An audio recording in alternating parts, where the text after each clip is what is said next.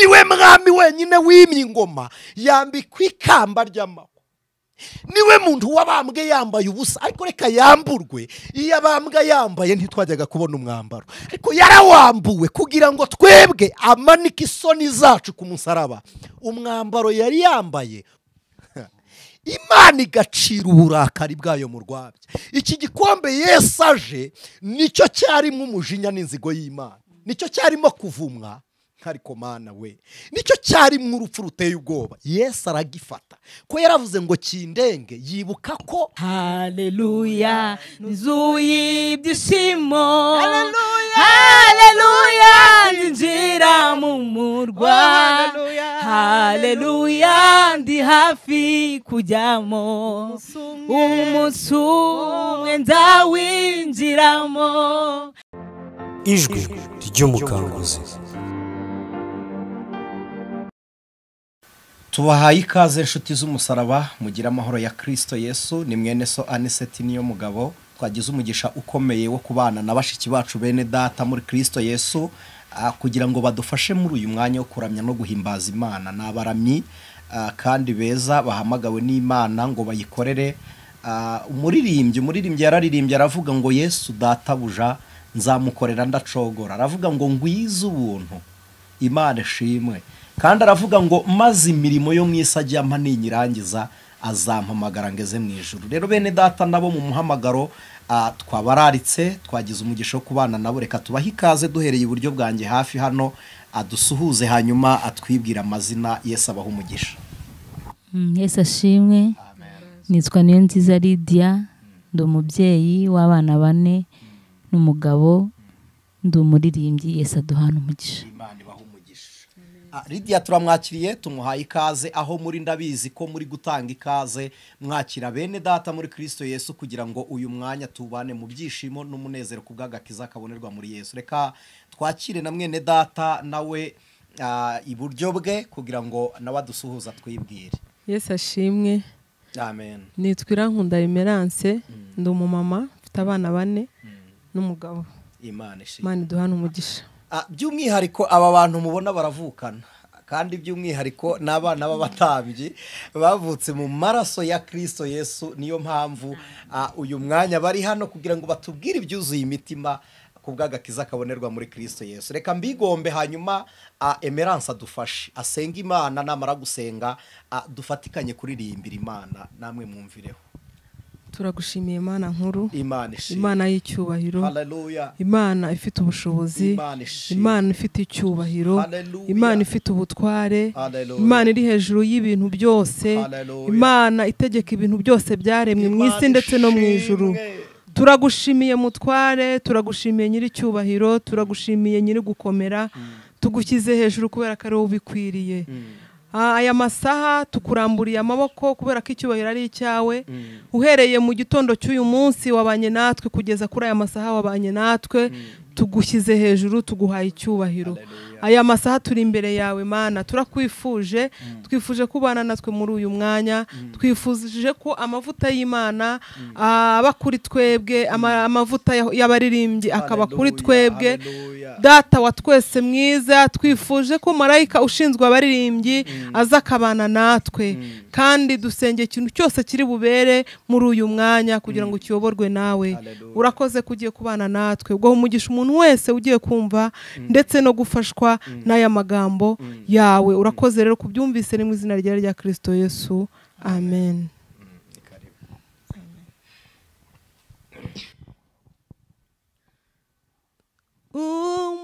Umutwaro wanjye Kristo warawikoreye,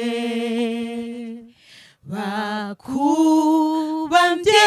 ku musaraba, ni jyewe wazize. Unkuraho wa mutwaro sinyiwikoreye, unkuraho wa mutwaro sinyiwikoreye. igikombe cyanjye cyarimo kuvumwa n'urupfu, nukukiranguza ku bwanjye ibyo bisharira, uhera ku bihimbuza ibyiza by'ijuru, uhera ku bisimbuza ibyiza by'ijuru. Uwiteka wanga icyaha pe, wabanguye inkoni, ariko sinjye yakubise, ahubwo ni wowe. Iyo mibyimba Kristo niyo yanyijije, iyo mibyimba Kristo niyo yanyijije. Haguye inkundura Yesu, nge nkugama mu bwo, iguhitiraho ku giti, nge ntiyanyagira, yarakunshocaguriye none hareyutse, yarakunshocaguriye none hareyutse. Soya kuyinkota ye yera, aragusogota, umutima wawuhinduka urwubati rwawo, none iyo nkota iragimbye ntakikinwa y'ubu, none iyo nkota iragimbye ntakikinwa y'ubu. Napfanye nawe Kristo ubwo wampfiraga, urazuka nzukana nawe, urazunturamo.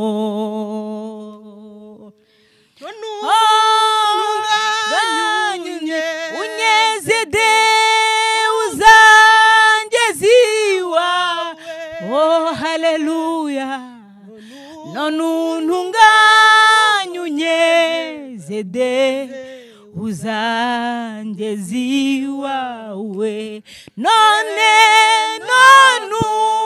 untunganye unyezede uzangeze iwawe, none untunganye unyezede uzangeze iwawe. Wabasaba mugasubiramo igitero cyayo cya kabiri. Igikombe cyanjye cyarimo kuvumwa n'urupfu, ukiranguza ku bwanjye ibyo bisharira, uhera ku bisimbuza ibyiza by'ijuru, uhera ku kubisimbuza ibyiza by'ijuru uhera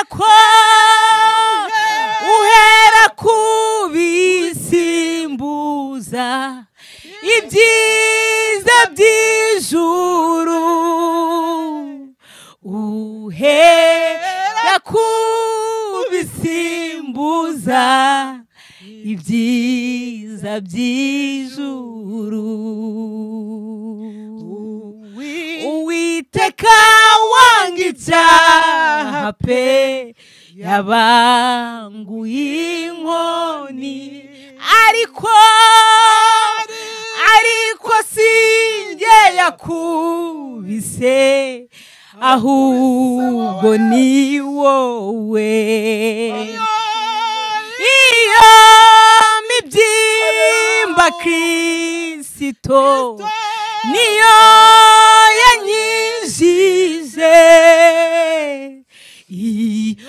iyo mibyimba Kristo niyo yanyijije so yakuye inkota ye yera aragusogota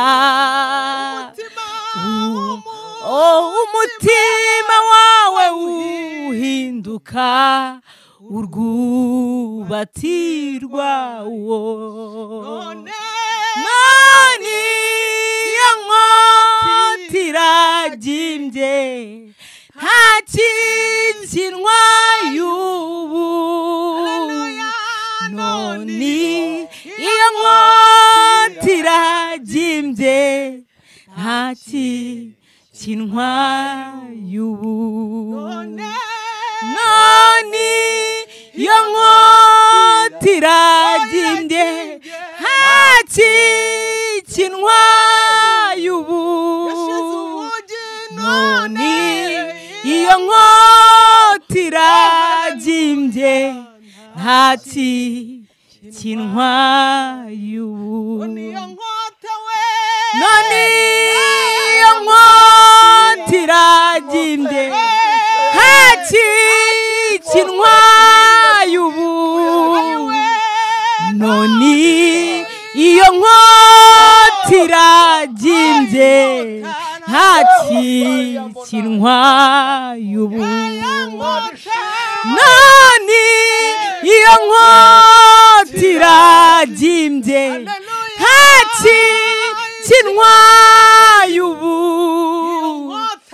none iyo nkota iragimbye nta kinwa y'ubu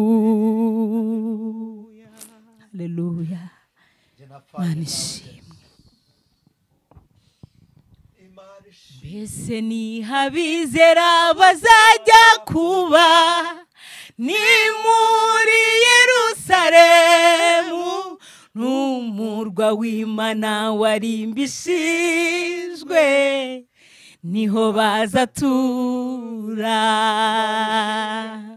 bazaba amahoro bazagubwa neza ntibazatinya ikibi cyose kuko Imana izahanagura amarira yabo bazaba amahoro bazagubwa neza ntibazatinya ikibi cyose kuko Imana izahanagura amarira yabo mbese ubwo mubona bizamera bite Yesu umwami natwakira hamwe n'abamarayika bera ko badukumbuye tubanye na Yesu n'intwari zatsinze nta kizadutandukanyayo tuzabana yakaramata n'umukiza wacu. Tubanye na Yesu n'intwari zatsinze, nta kizadutandukanyayo.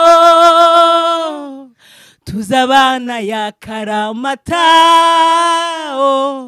n'umukiza wacu. Tumaze kugerayo tuzaririmba indirimbo zo kunesha, maze twishime hejuru y'urupfu ndetse na Satani. Tumaze kugerayo tuzaririmba indirimbo zo kunesha, maze twishime hejuru y'urupfu ndetse na Satani. Tuzishima cyane kandi tunezerewe, isezerano risohoye,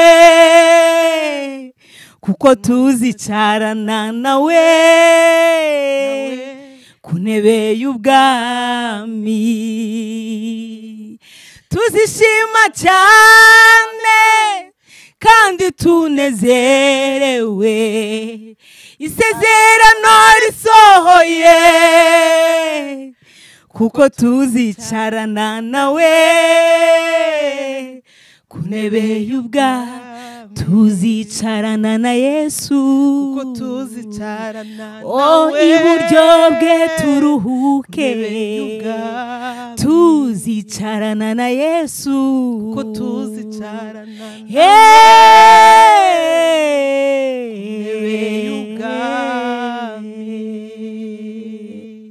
Haleluya. Reka mbinginge abantu bakurikira umukanguzi, Imana ibaha umugisha. Reka ninginge aba baramyi bene data dufatikanye indi ndirimbo imwe, hanyuma dusome ijambo ry'Imana dusoza. Indirimbo ya 81 ivuga ngo nkunda kumva amakuru y'umuntu. Ya 81 iyo twari dusoje mbere yo mu gitabo ni ya 83 mu gitabo cyo gushimisha Imana. Imana ibaha umugisha. Karibu cyane.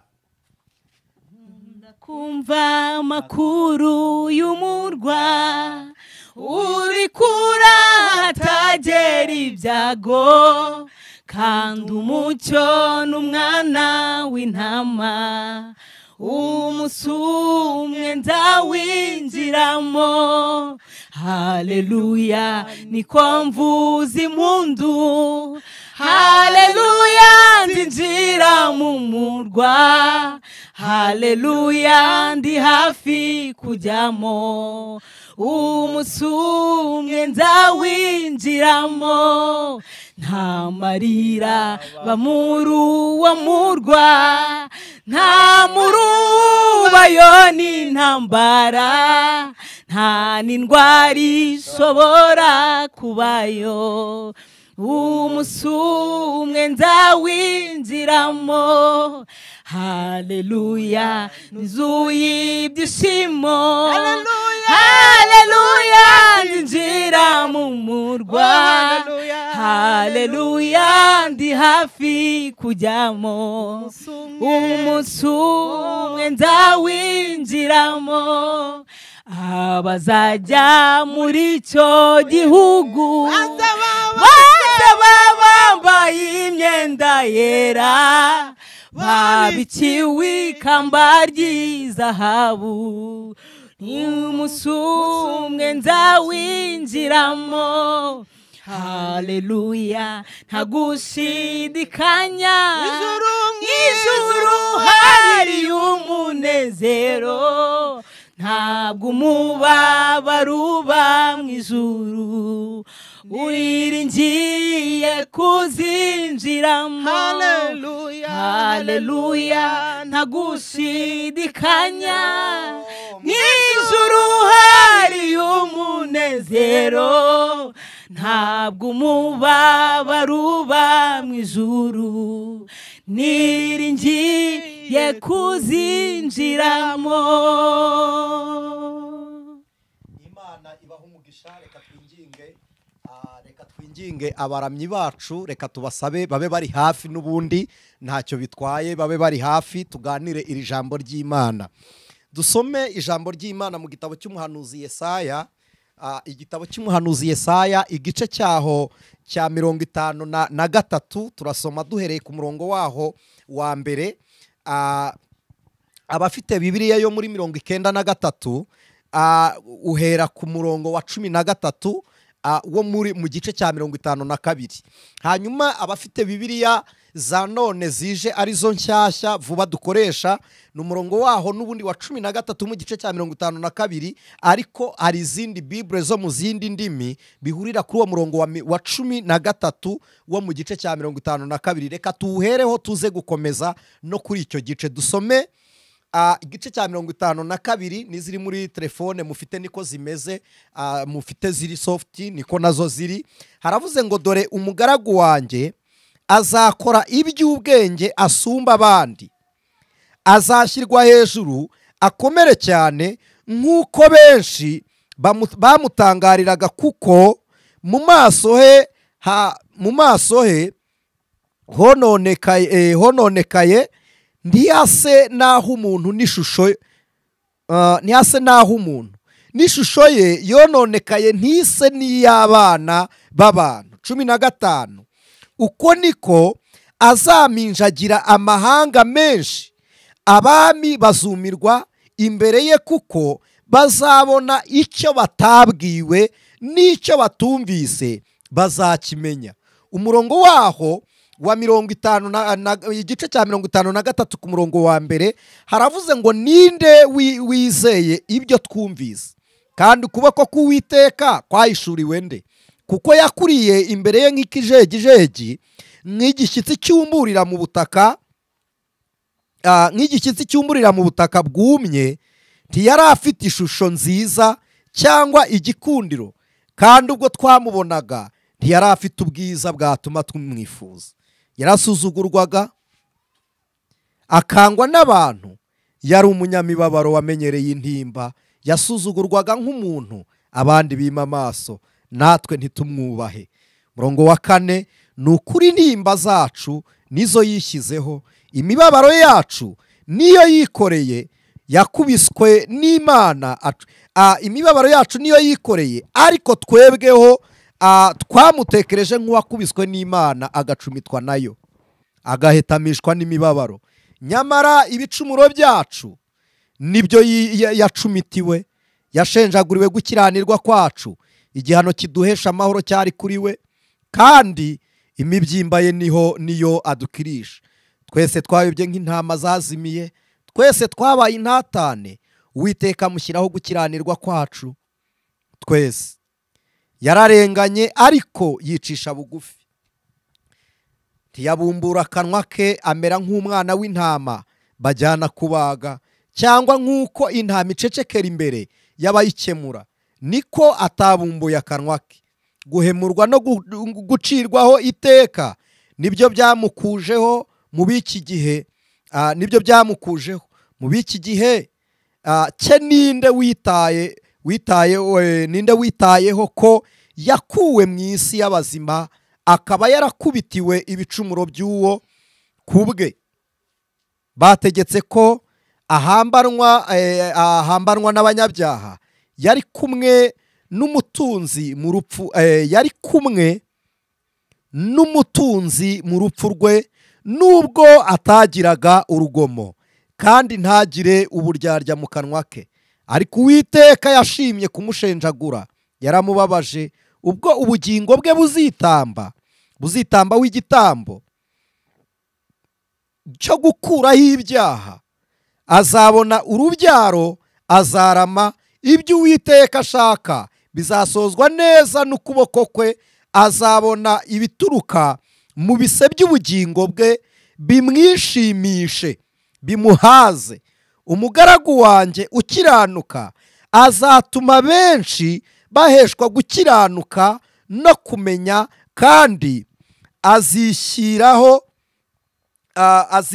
azishyiraho gukiranirwa kwabo. Nicyo gituma nzamugabanya umugabane n'abakomeye, azagabana iminyago n'abanyamaboko, kuko yasutse ubugingo bwe akageza ku gupfa, akabaranwa n'abagome ariko ubwe yishyizeho ibyaha bya benshi, kandi asabira abagome. Mwakire neza iri jambo ry'Imana. Tukiri kumwe n'abaramyi, ndagira ngo twongere tubumbure cya gitabo, ya ndirimbo ya 83, ndagira ngo tuyisome, tuvuge ku gitero kimwe, twenda gusoza, twenda gusenga. Ya ndirimbo ya 83 turirimbye mu gitabo cy'indirimbo zo gushimisha. Reka mbanze nyisome, hanyuma mbabwire igitero dusubiramo rimwe. Haravuze ngo umutwaro wanjye Kristo warawikoreye, bakubambye ku musaraba ninjye waziraga, unkuraho wa mutwaro sinkiwikoreye. Imana ishimwe. Igitero cya kabiri haravuze ngo igikombe cyanjye cyarimo kuvumwa n'urupfu, nuko urakiranguza ku bwanjye. Ibyo bisharira uhera ko ubisimbuza ibyiza byo mu ijuru. Imana ishimwe. Igikombe cyanjye, igikombe cya Heme, igikombe cya Lidiya, igikombe cya Niseti, igikombe cya Chris na Samu na Viviane bari hano off ya kamera. Yesu yaragifasha arakiranguza, cyari kirimo urupfu n'ibisharira, agihindura ibyiza by'ijuru. Toriya bone Esra takitariwa bene enima. Uri Imana yatugiriye ibanga. Imana ishimwe. Igiciro cya gatatu aravuze ngo Uwiteka wanga ibyaha pe, yabanguye inkoni ariko sinjye yakubise. Ariko Mana we, ntabwo ari twe Yesu, si twe twakubiswe, ngo ahubwo ni wowe Yesu wakubiswe. Yesu arabivuze, nababwiye ngo ntabwo dutinda. Arabivuze, aravuze ngo ibyaha byacu n'ibicumuro nibyo yacumitiwe, yashenjaguriwe gukiranirwa kwacu. Imana ibanguye inkoni ntiyakubise twe, ngo iyo mibyimba Kristo niyo yankijije. Ngo haguye iyi nkundura, iyo ni imvura yavugwaga. Yesu ngo njya nkugamamo, haguye imvura y'inkundura. Yesu atubera ubwugamo muri iyo mvura y'amahindu. Iyo mvura yari isuri yo kudutembana, yari buturenzeho isayo. Yesu atubera urwugamo. Imana ishimwe. Ngo iguhitiraho ku giti, nge ntiyanyagira. Ngo hano bakoresheje ikinyarwanda giteye ubwoba, ngo yaragucocaguye. Gucocagura ni urupfu rw'urubozo, rw'agashinyaguro. Yaragucocaguye ngo none hareyutse. Iyo ni imvura yacocaguye Kristo. Amacumu y'imvura, amahwa y'imvura aramucocagura. Inkoni zayiga bakubita umubiri ukomoka biramucocagura. Ariko twebwe aho ikirere cyacu kiri hareyutse. Hareyutse. Ngo so yakuye inkota ye yera arayigusogota, umutima wawe uhinduka nk'urwubati. Mu yandi magambo, inkota yakuwe, ariko bera b'Imana muyumve, inkota Imana yarayifashe isogota Kristo. Noneho ahari ikirindi kiwateye Yesu inkota, ubu niho hameze nk'aho hari ubugi. Ubwari ubugi, umutima wa Kristo wabaye urwubati rw'ubugi. Ariko Mana we, niyo mpamvu muririmbyi avuze ngo none iyo nkota yaragimbye. Haleluya, iyo nkota yaragiye. Urukundo rwawe wankunze rurushimba raguruka rwanza nyemurugo nduhukiye murukundo nagushimira gute wowe wankunze wahinduye imibabaro yanjye ibitwenge mbayeho ngo murengushyira hejuru umva hari ikintu kinezeza nuko ari we wampisemo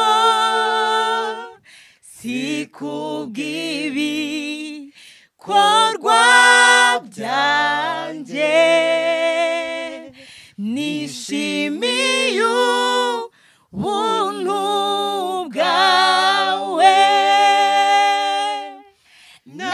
nagushimira gute wowe wankunze wahinduye imibabaro yanjye ibitwenge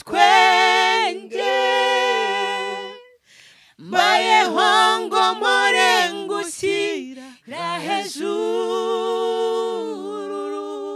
ntabwo dufite uko twashimira Imana, ntabwo tuzi amagambo twavuga, ntabwo ari ituro twatanga n'ubundi twaba dukoze mu by'Imana yaduhaye.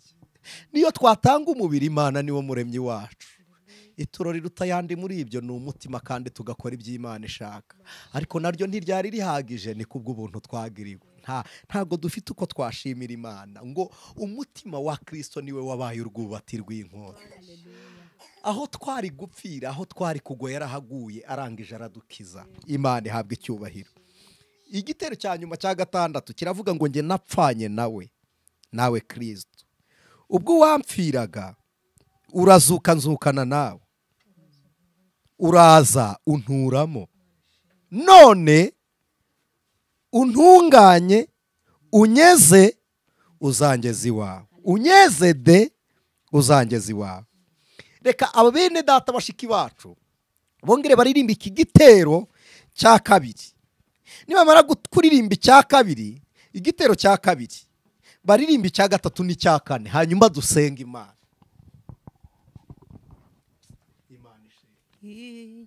Igikombe cyanjye cyarimo kuvumwa n'urupfu, ukiranguza ku bwanjye ibyo bisharira, uhera ku bisimbuza ibyiza by'ijuru, uhera ku bisimbuza ibyiza by'ijuru. Witeka wanga icyaha pe, wabanguye inkoni, ariko si jye wakubise, ahubwo ni wowe. Iyo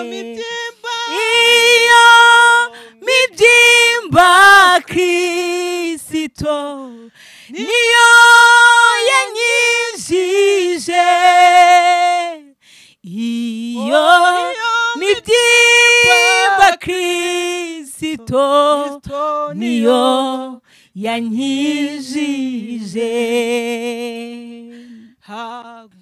Haguye undura Yesu, nge nkugama mu bwo, iguhitiraho ku giti, nge ntiyanyagira. Yarakubambye kunshocaguriye none hareyutse yarakunshocaguriye none hareyutse soya kuinkota ye yera haragusogota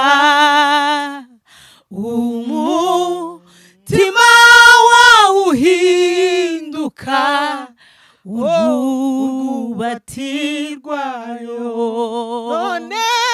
none iyo nkota iragimbye nta kikinwaye ubu none iyo nkota iragimbye nta kikinwaye ubu napfanye nawe Kristo ubwo wampfiraga urazukanzukana nawe urazunturamo none unyanyunyezede uzangezi wawe none untunganyunyezede uzangezi wawe none untunganyunyezede uzangezi wawe none untunganyunyezede uzangezi wawe none untunganyunyezede uzangezi wawe none untunganyunyezede uzangezi wawe none untunganyunyezede uzangezi wawe none untunganyunyezede uzangezi wawe. Imana ishimwe, Imana ishimwe. Yesu adutunganye atwezede azatugeze mu ijuru. Tugera hafi tugasoza dusomye igitabo cy'umuhanuzi Yesaya. Yesaya yahanuye ubugingo bwa Kristo, ahanura uburyo abisiraheli bazanyagwa, ahanura uko bazitwara mu bunyage, ahanura uko abanyamahanga bazakira, ahanura uko Kristo azacungura, ahanura uko azababara, ahanura uko azazuka n'uko azagaruka gutwara itorero. Iki gice cya 50 reka tugikuremo insanganyamatsiko ivuga ngo impamvu ya Kristo mu rupfu. Kubera iki Yesu yapfuye? Kubera iki Yesu yemeye gukubitwa iyi nkota? Yari yiyicariye mu bwami bwe, wari wibereye mu mutuzo, ijuru ryose rigusingiza urudaca. Yaba nari mfite ibyo nkurusha ngo mbiguhe, kubera urukundo nkunda Yesu, kw'iby'igiciro byose ifeza n'izahabu, ibyo byose biri mu biganza byawe. byose biri mu biganza bya Kristo. Yari yibereye mu ijuru, ijuru rimusingiza ubudaca, urudaca. Uyu ni Kristo tuvuga, uwera w'ukuri uri mu cyimbo cy'Imana. Aza mu isi, Imana yabwiye Mariya ngo uzabyara umwana w'umuhungu, ibwira Yosefu ngo uzamwite Isa, Yesu. kuko ari Jeshua, Yashoni, Jesui cyangwa se Jehoshi nk'uko babivuga mu gihe ureba baravuga ngo ni Jehova Kicani Vashiya. Imana ishimwe. Numwita Yesu bizaba bihuje n'intego y'ikimuzanye, bisobanuye ngo ni umucunguzi. Nasomye ijambo rivuga ngo azitwe Manuel, bisobanuye Imana iri kumwe natwe. Mu Kigiriki baravuga ngo ni Imana yiboneye ubuturo. Imana ishimwe. None Yesu wicaye mu ijuru, nimusoma mugakurikirana mwihangane, nimukurikirana Bibiliya, Yesu afite ibyiciro bitatu. Kiliziya Katolike Papa yavuze ngo n'ubutatu butagatifu. Mwihangane ko ni Conseil de Nicée yabyise ubutatu butagatifu, ariko ubundi nimureba Imana ntabwo ari eshatu, nta nubwo ziri mu butatu, ahubwo zigaragaje mu bihe bitatu. Ibihe bitatu bisobanura amasezerano. Igihe cya mbere Imana ariyo amasezerano atatu, reka mbikomozeho mbakure muri confusion, tuganirire ijambo dusenge. Imana ishimwe. Ibihe bitatu by'amasezerano, irya mbere ryarukuza gucungura. Yarivugiye mu ngobyi ya Edeni ibwira inzoka ngo mu rubyaro rw'uyu mugore niho azaturuka ukumena agahanga. Bwari ubutware Kristo azamanukana buzamena uburiganya bwa Satani. Noneho kabiri Yesu aje gucungura, atarabambwa, atarajya ku musaraba, ari gutegura umutima w'abigishwa. Yarababwiye ngo igihe kirageze kugira ngo mfe. Petero wabanza kwanga n'urupfu rwa Kristo, ariko Yesu arababwira ngo, kuko Petero yaravuze ngo nagupfira. Yesu aravuga ngo mva inyuma Satani, kuko urupfu rwa Petero ntirurimo ubucunguzi, ariko urwa Kristo rurimo kuducungura. Niyo mpamvu yemera gupfa. Imana ishimwe. Arangije arababwira ngo muzahabwa umwuka wera, umufasha ari wo mwuka wera. Iryo ni isezerano rya kabiri. Amaze kuzuka yarababwiye ngo ngiye kwa Data, kugira ngo aho ngiye ariho muzaba, ngo kuko aho Data ari niho nanjye ngiye. Aravuga ngo simbasize nk'imfubyi. Ariko Mana, dufite Data wa twese, dufite Data wa twese, dufite Data wa twese. Imana ni Data. Hari agakorasi twajyaga turirimba, Imana ni Papa, ni Papa, Imana ni Papa, ni Papa, Imana ni Papa. Tukikiriza ngo wanjye, wanjye, wanjye. Imana ni Data. Imana ishimwe. Amina. Imana ni Papa, ni Data wa twese. Ntikiturebera muri Yuda, ntitukiri imfubyi, ntabwo turi twenyine. Pawulo yaravuze ngo mwari mutawe kuri, muzize ibyaha n'ibicumuro, ngo ariko mwigijwe hafi. Kwigizwa hafi yadukuruje urupfu.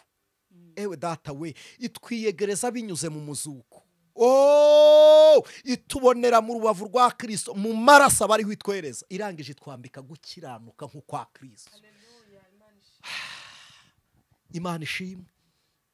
Isezerano rya gatatu yaravuze ngo nzaza mbatware. Kuvuga ngo n'ubutatu butagatifu nuko Imana yigaragaje mu buryo butatu. Yesu mu ishusho y'umubiri asobanura Imana mu ishusho y'imbabazi, kuko Kristo yaraje gupfa ngo yerekane imbabazi Imana igirira abantu.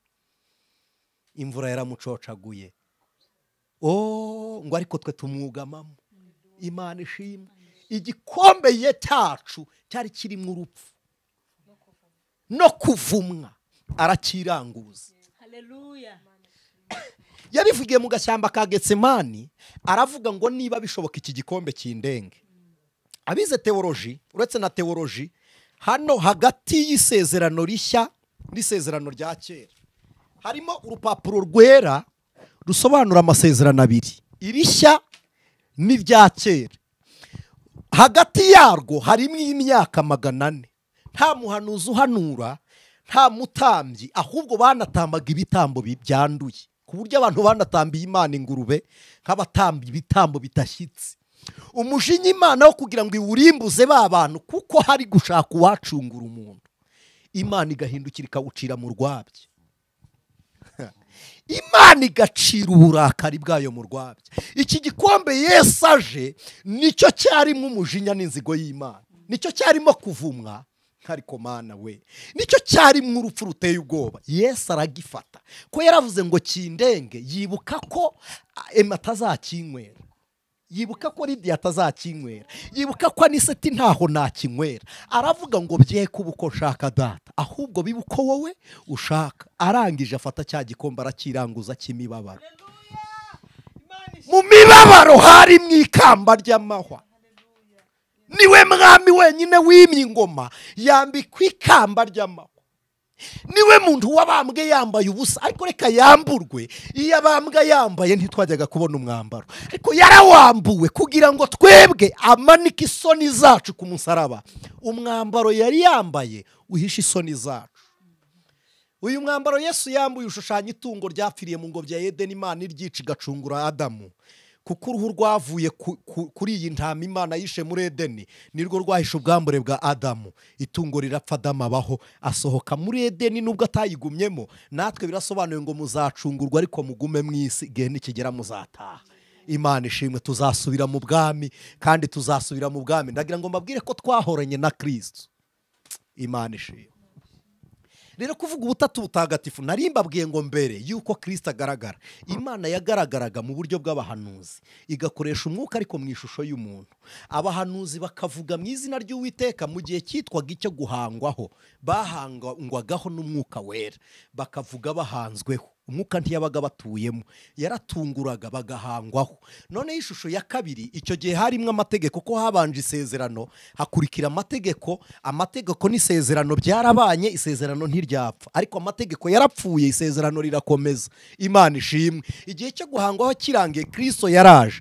Nimureba igihe Yesu yari ari mu isi, nta muhanuzi wigeze yuzura umwuka ngo ahanure, kuko umwuka n'ubuhanuzi byose byahanuraga kuri Kristo Yesu. Nicyo Mose na Eliya bakoze ku musozi wa Elayono. Bari baje kuvuga ngo amategeko, Mose yaravuze ngo iby'amategeko yavuze byose bisohora kuri Kristo, ko Paulo yamwise umushorera. Amategeko n'umushorera utugeza kuri Yesu. Na Eliya yarasobanuye ngo ibyo twahanuye byose bisohora kuri Kristo. Bari baje muri Romise n'imitasiyo bari bakoreye muri Yesu. Bivuze ngo amategeko n'ubuhanuzi byose ni Kristo Yesu. Nimumureba muzabona amategeko, nimumureba ubuhanuzi buzasohora. Niyo mpamvu Yesu yavuguruje amategeko atanga abiri akuyeho 10. Aravuga ngo mukundane nk'uko Imana yabakunze, kandi mukundisha Uwiteka umutima wanyu wose. Icyo ni igihe cya kabiri cyagaragazaga imbabazi z'Imana muri Kristo, kuko umubiri wari uw'umuntu ariko uri mu mutima n'umugambi w'Imana. None igihe cya gatatu ni igihe cy'umwuka wera, bisobanuye ubutware bw'Imana mu buryo bw'imirimo igaragara ku Mana itaboneka. Igihe rero tuvuga Imana, tuba tuvuga Imana mu ishusho y'icyubahiro. Icyubahiro kigaragazwa n'uwubahwa kandi kigatangwa n'uwubashye. Ntikigira forume uretse kugitanga gusa tukubaha. Ariko bakubwiye ngo nzanira icyubahiro nkibike, ntiwakibona. Uko Imana itagaragara ni nako icyubahiro kitagaragara ngo kize mu bigaragara fizikoma.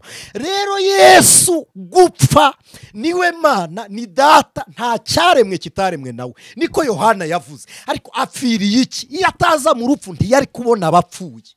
Asize ubumana, asize ubutware, asize ubwiza, asize icyubahiro. Yemera kwambara kamero k'umugaragu ndetse nawe w'imbata.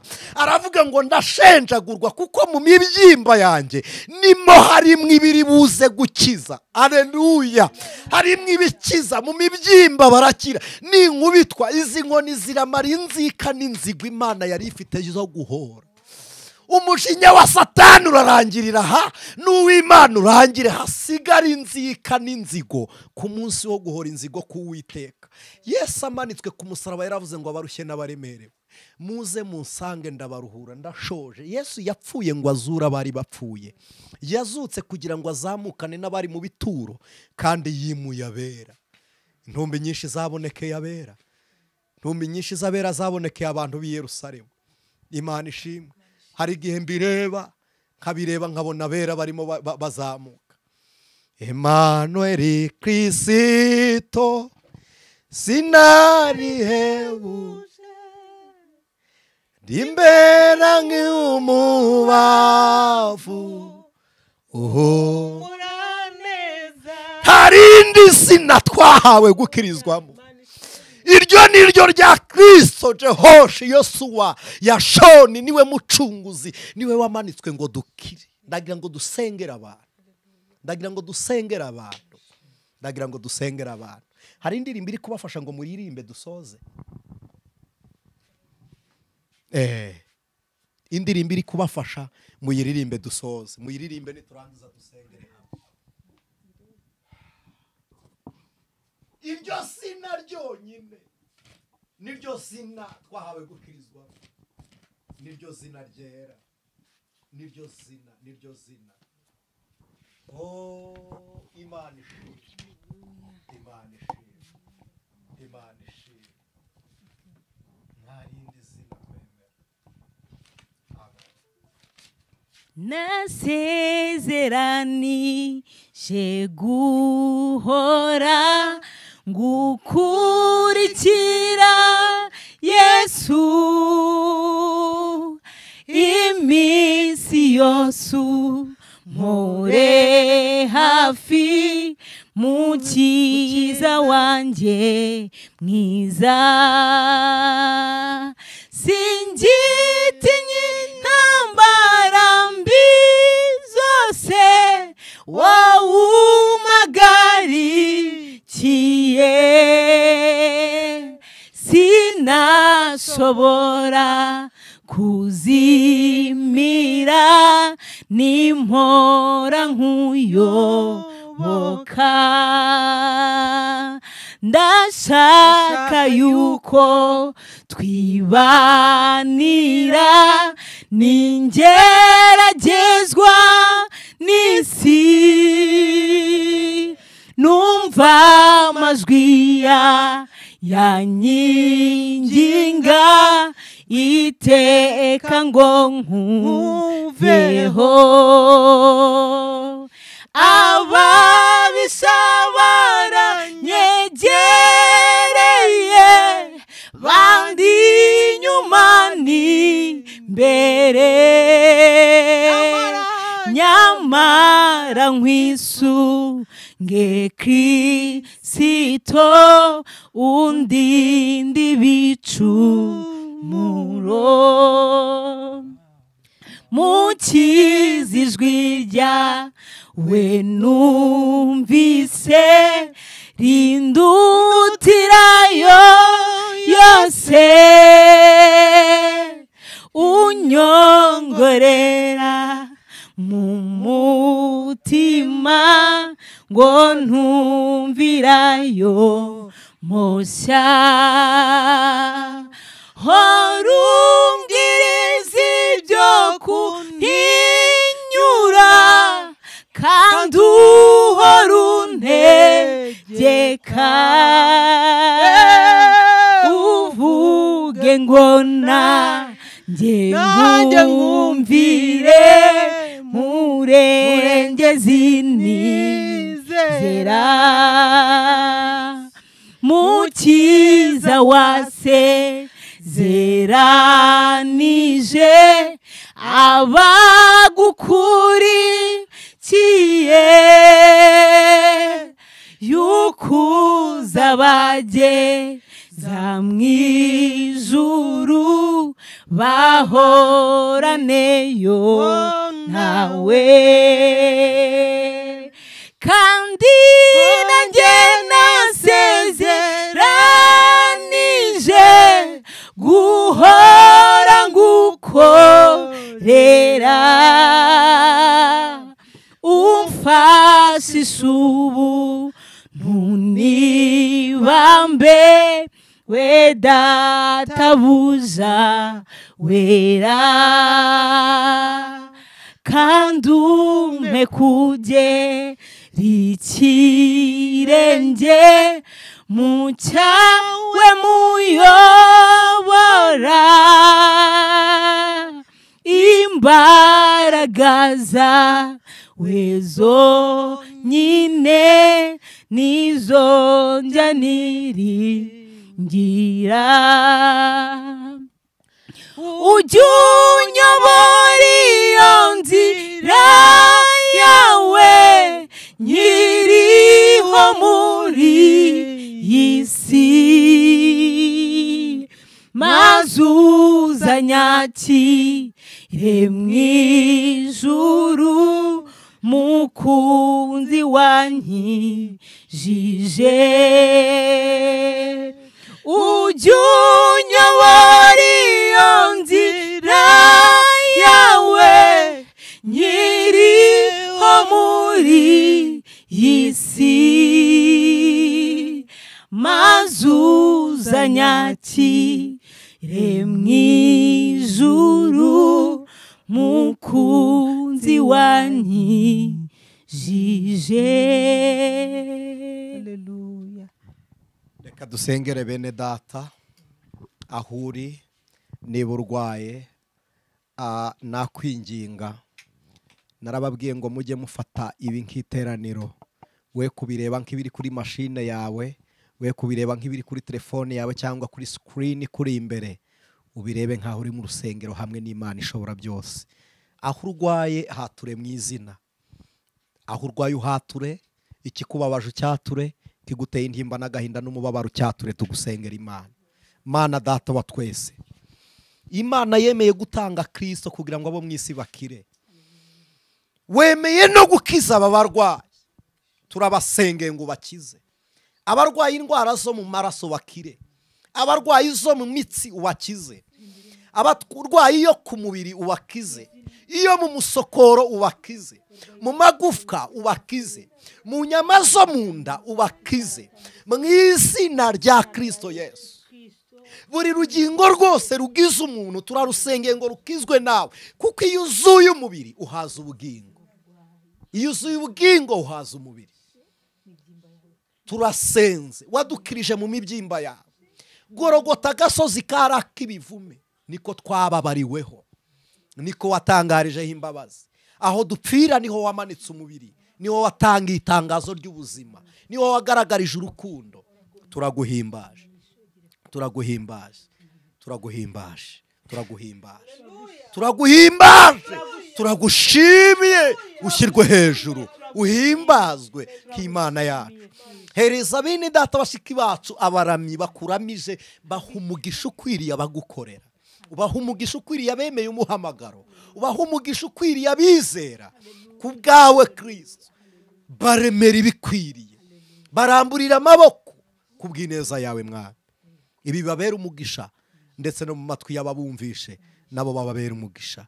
Tubisenze twizeye ku bwawe Kristo none iteka ryose, amen. Imana ibaha umugisha bene data, namwe turabashimiye kandi dushimiye Imana yababashishije. N'ikindi gihe ku Mukanguzi n'iwanyu murabizi nakagaruka. Imana ibaha umugisha. Ijwi ry'Umukanguzi.